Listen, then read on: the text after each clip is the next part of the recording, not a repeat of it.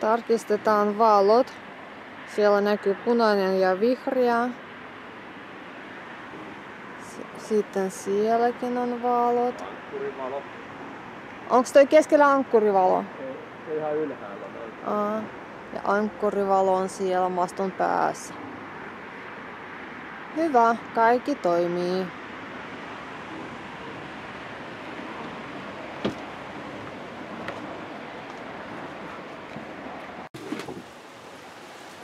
Sataako?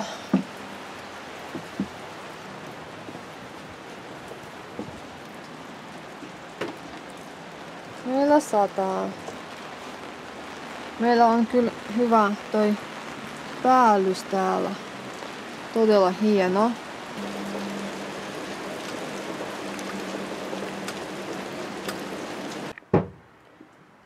Ensimmäinen päivä.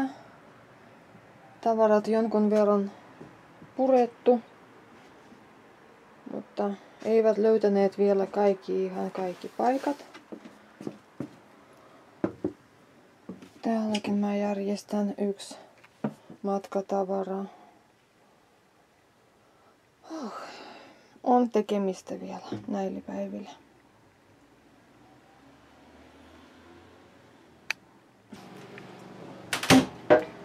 Tästä Sami jo vienyt tavaraa tänään, koska laitoin mä lämmitin päälle. Ja nyt mun pitää sitten siirtää kaikki tavarat tästä huoneesta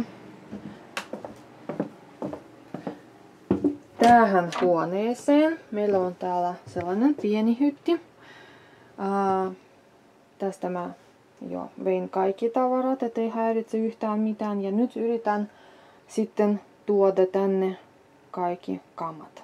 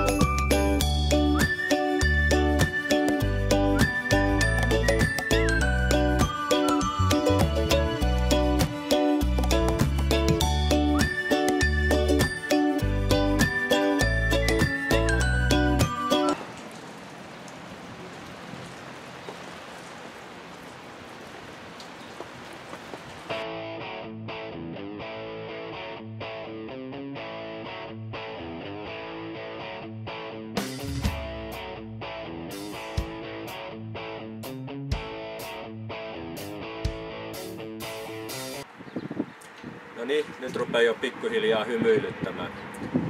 Tultiin Kasipassaa, niin Tulli takavarikoi meidän kaikki merielektroniikan tutkat, autopilotit, radiot ja vaati 20% veroa niistä.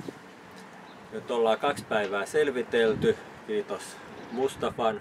Ollaan päästy siihen, että Tulli vahtii kun me asennetaan ne, mutta ei tarvitse onneksi veroja maksaa. Opittiin paha taas, että kaikki pitää ottaa etukäteen selvää. Eli perusteluna sille, että meidän ei tarvitse maksaa veroja tästä on se, että lähdetään pois Turkista ja samalla viedään kaikki tavarat täältä. Ja sitä Tulli vahtii nyt, että me asennetaan kaikki ja ne lähtee meidän mukana Turkista. Loppupäivä meni siihen, että pantiin paskahussit toimeen.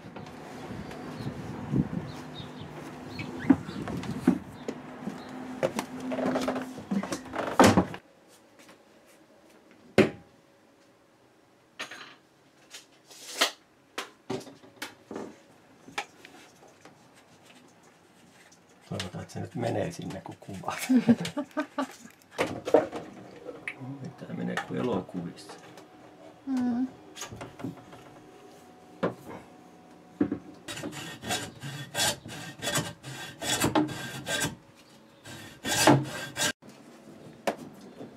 taas astianpesuainetta.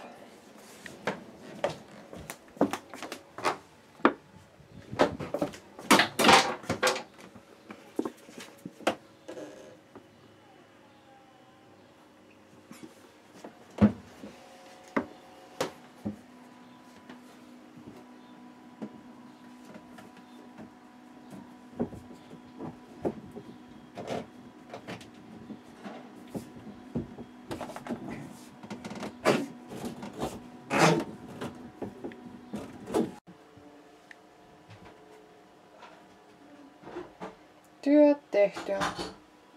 Mun osuus korjata vähän jälkeä. Eli ongelma oli se, että jostain syystä ei pystytä tyhjentämään meidän septitankkeja. Ja kuinka ollakaan, niin eihän sitä pystytty, kun täältä puuttuu yksi putki. Eli nyt tää päivä ollaan puolitäysiä septitankkeja, työnnetty sormet sinne ja asennettu imuputket. Ja toivottavasti nyt, kun päästään veteen, niin päästään tyhjentämään tankitkin. Mutta tällaista tänään kyynärpäitä myöten paskassa, mutta hymyinen, kohta lähetään Suomeen.